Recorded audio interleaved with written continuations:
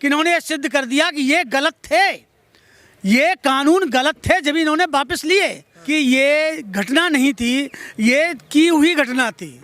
तो अब तो मैं कहता हूं कि 1 मिनट भी डैनी जी को अपने पद पर रहना नहीं रहना चाहिए, उनको तुरंत इस्तीफा दे देना चाहिए। एक नैतिकता होती है राजनीति में, एक स्वच्छ राजनीति में ये बहुत ज़रूरी है कि जो उसका पुत्र जो है, उसका जो बेटा है, जब उसमें संलिप्त है तो मैं तो कहता हूँ 1 मिनट भी नहीं रुकना चाहिए। इससे भारतीय जनता पार्टी की जो एक छवि थी वो धूमिल हो रही है। बल्कि अब किसान जागरूक हो गया है, अगर अब इन्होंने कोई गलती की तो किसान दूसरी ताकत से इकट्ठा था कि बीजेपी को जब ऐसा लगता है कि उनकी कुर्सी खतरे में है तो वो जनता को गुमराह करने के लिए इस तरीके की चर्चा करते हैं कि मोदी जी पर पिछले 1 साल से जब किसान आंदोलन कर रहे थे उनसे मिलने के लिए 1 मिनट का भी समय नहीं था, लेकिन 2-3 दिन से लगातार मोदी जी पूर्वांचल में सिर्फ मंदिर और मस्जिद और मंदिर का यही काम कर रहे हैं। आपने 5 साल में उत्तर प्रदेश की सरकार ने क्या किया?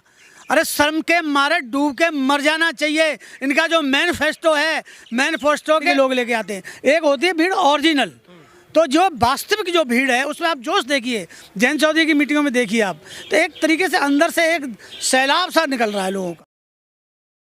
नमस्कार दोस्तों, एक बार फिर से आप सभी का स्वागत है DS4 न्यूज़ में। उत्तर प्रदेश में आने वाले कुछ ही महीनों के बाद चुनाव है और उससे पहले जो है जितनी भी राजनीतिक पार्टियां हैं अब मैदान में उतर रही हैं। उधर देखा जाए तो खुद देश के प्रधानमंत्री मोदी जी जो है बनारस दौरे पे हैं और लगातार काशी के अंदर से जो है ये देखने को मिल रहा है कि कुछ अलग तरीके समीकरण जो है तैयार किए जा रहे हैं। और उधर अखिलेश यादव की लगातार रैलियां चल रही हैं। अगर पश्चिमांचल की बातचीत कर लिया जाए तो RLD भी जो है किसी से कम नहीं है, ऐसा आंकड़ा लगाया जा रहा है। लेकिन हमारे साथ मौजूद हैं सादाबाद से प्रताप चौधरी जी, उनसे बातचीत करेंगे कि दरअसल आने वाले चुनाव में क्या समीकरण दिख रहे हैं, कैसा दिख रहा है इनको कि जब से किसान आंदोलन खत्म हुआ उसका अभी भी क्या गाँव में प्रभाव पड़ा है, क्या भारतीय जनता पार्टी जिस तरीके से वादे पे वादे किए जा रही है उसका कोई फायदा मिलेगा कि नहीं किसानों के आंदोलन खत्म करने के बावजूद भी।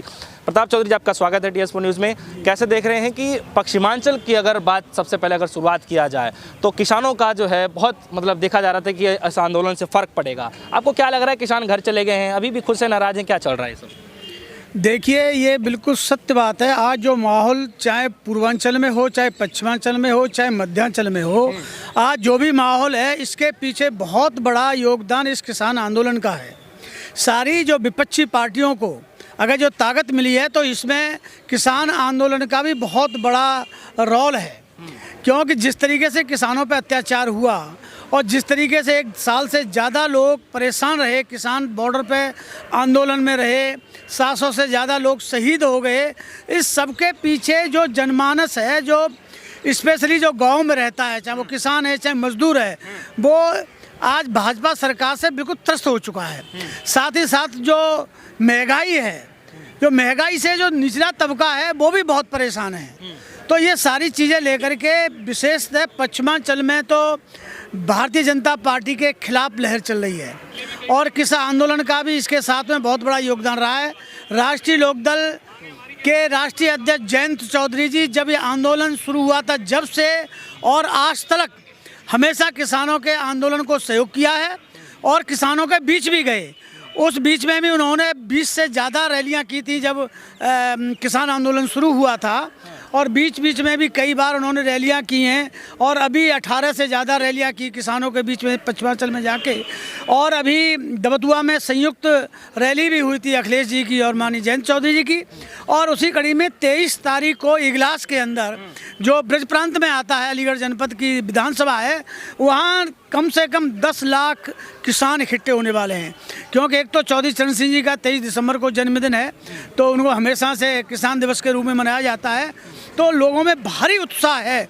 और 23 तारीख को पश्चिमांचल की जो सबसे बड़ी जो रैली होने जा रही है जयंत और अखिलेश की, उससे प्रदेश बिल्कुल साफ हो जाएगा और एक बहुत बड़ा मतलब एक लोगों का जो झुकाव है वो इसकी तरफ, लोकदल की तरफ हो रहा है। अच्छा, एक सवाल है कि प्रधानमंत्री मोदी जी काशी की तरफ है और अखिलेश यादव जी भी बनारस की तरफ रवाना हो गए हैं, तो क्या मतलब डर लगने लगा है कि मोदी जी जाते हैं तो समीकरण पूरा बदल देते हैं, तो क्या अभी भी लगता है? देखिए, मोदी जी से डर नहीं है, मोदी जी को खुद डर है।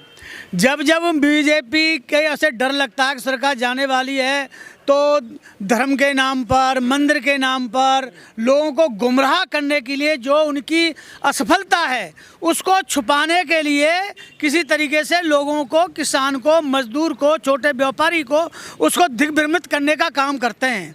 आपने देखा होगा कि मोदी जी पर पिछले 1 साल से जब किसान आंदोलन कर रहे थे उनसे मिलने के लिए 1 मिनट का भी समय नहीं था, लेकिन 2-3 दिन से लगातार मोदी जी पूर्वांचल में सिर्फ मंदिर और मस्जिद और मंदिर का यही काम कर रहे हैं। कभी नाव में घूम रहे हैं, कभी गंगा जी में नहा रहे हैं, और सारा मीडिया जो नेशनल मीडिया है वो सारा का सारा वहाँ चिपका हुआ था।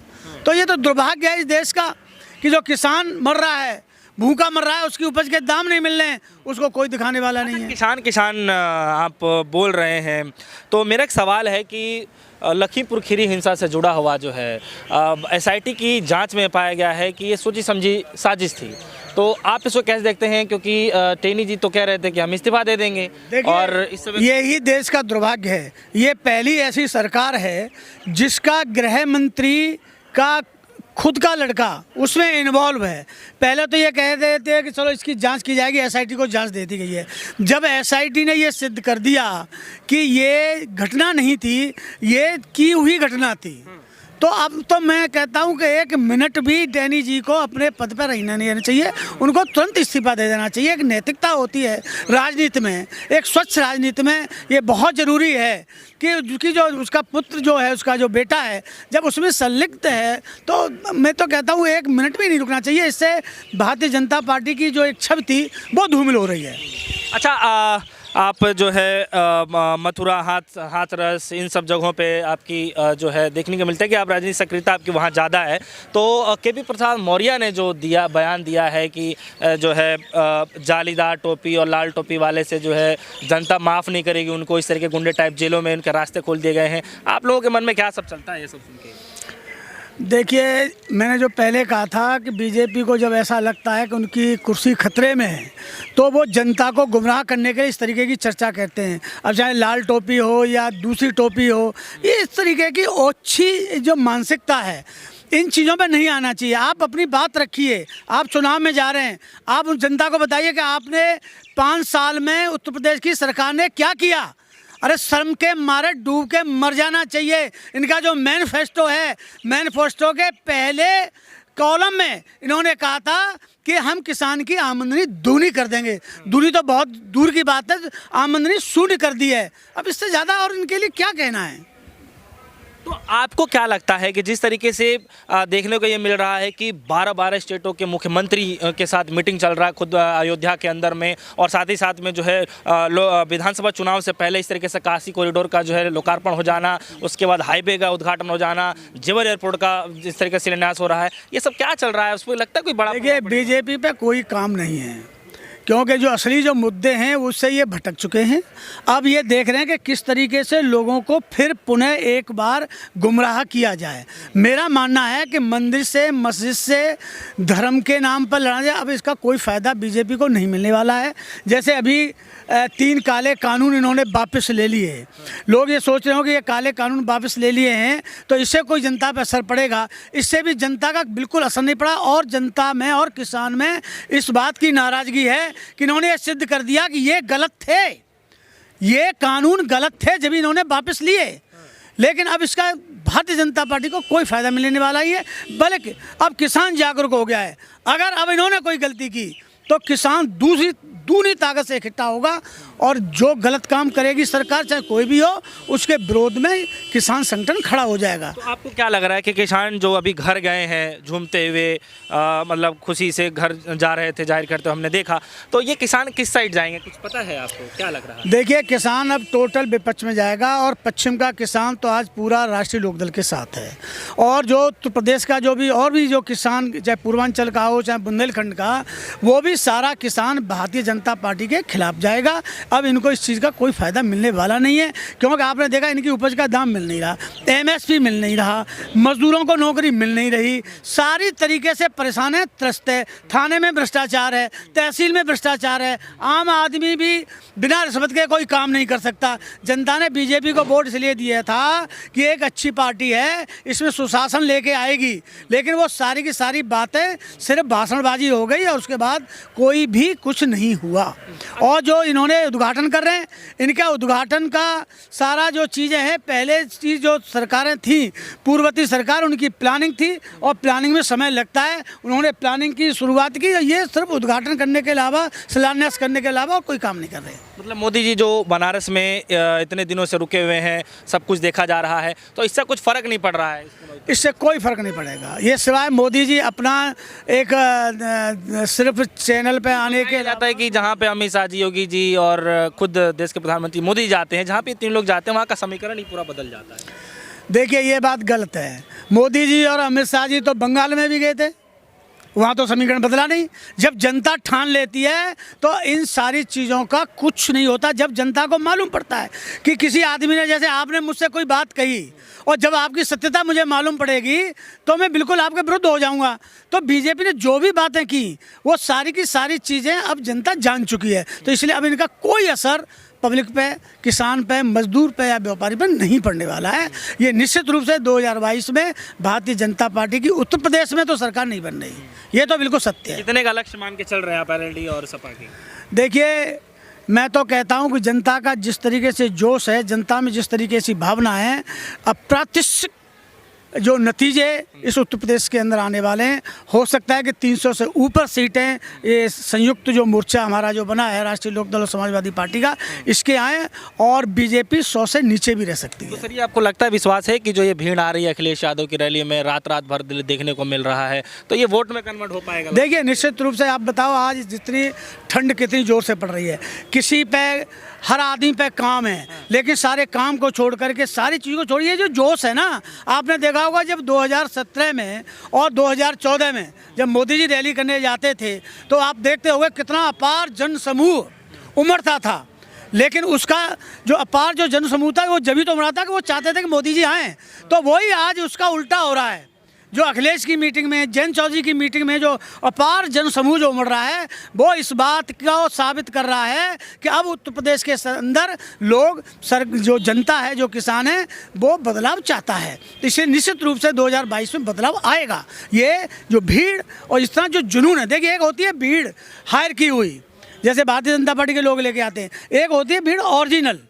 तो जो वास्तविक जो भीड़ है उसमें आप जोश देखिए, जैन चौधरी की मीटिंगों में देखिए आप, तो एक तरीके से अंदर से एक सैलाब सा निकल रहा है लोगों का। तो निश्चित रूप से ये बहुत बड़ा एक तूफान खड़ा होगा और भारतीय जनता पार्टी का उत्तर प्रदेश से सुप्रसाद होगा। अच्छा, केशव प्रसाद मौर्य जी जिस तरीके से बयानबाजी दे रहे हैं कि काशी की जो है तैयारी, भव्य निर्माण जारी है, अयोध्या का निर्माण जारी है, मथुरा की तैयारी है, इस सब से क्या कुछ फ़र्क पड़ेगा क्या? इससे कोई कुछ नहीं पड़ेगा। देखिए, मथुरा के जो लोग कृष्ण भक्त हैं सारे, और ये कभी भी है लड़ाई में, झगड़े में, इस तरीके में कभी वो विश्वास नहीं करते, तो यहाँ इसका कोई असर पड़ने वाला नहीं है, बिल्कुल कतई, न काशी का, न मथुरा का, न अयोध्या का। इसका हिंदुओं पे कोई असर अब पड़ने वाला नहीं है, क्योंकि सबने देख लिया कि मंदिर और मस्जिद की लड़ाई में सिवाय नुकसान के, सिवाय भाईचारा बिगाड़ने के, इसका कोई फ़ायदा किसी को मिलने वाला है नहीं। तो इसलिए हमारा लोगों का तो नारा है भाईचारा बनाने का। हम सारे लोग हिंदुस्तान के लोग हैं, हम सारे मिलकर के, भारतवासी सब मिलकर के इस देश को आगे बढ़ाएंगे, न कि किसी जाति और धर्म पर लड़ा करके कभी भी कोई भी देश उन्नति नहीं कर सकता। बहुत बहुत शुक्रिया हमारे दर्शकों को समझाने के लिए, बताने के लिए। चौधरी जी मौजूद रहे, एक्स MLA भी हैं रहे, और इनसे जानकारी लेना बेहद ही अहम हो जाता है, क्योंकि किसान आंदोलन में लगातार जुड़े भी रहे और बहुत बारीकी से जानते भी हैं कि दरअसल जो किसान घर तो जा रहे हैं, मोदी जी ने बिल वापस तो ले लिया है, लेकिन किसानों के अंदर अभी भी क्या चल रहा है। तो इनकी बातों से आपको स्पष्ट हो गया होगा कि दरअसल किसानों के अंदर अभी भी नाराज़गी है कि अगर ये बिल वापसी करना था तो समय सही, ठीक समय पर करना था, हमारे किसान भाइयों की शहादत नहीं होती। और आज किसान जो है घर भी जा रहे हैं, तो उनके मन में आज भी इसी बात को लेकर असमंजस है कि आखिर सरकार ने ऐसा किया तो क्यों किया और हमें क्या फ़ायदा मिला। फिलहाल के लिए इतना ही। जुड़ रहे हमारे साथ, देखते रहिए DSO न्यूज़। धन्यवाद।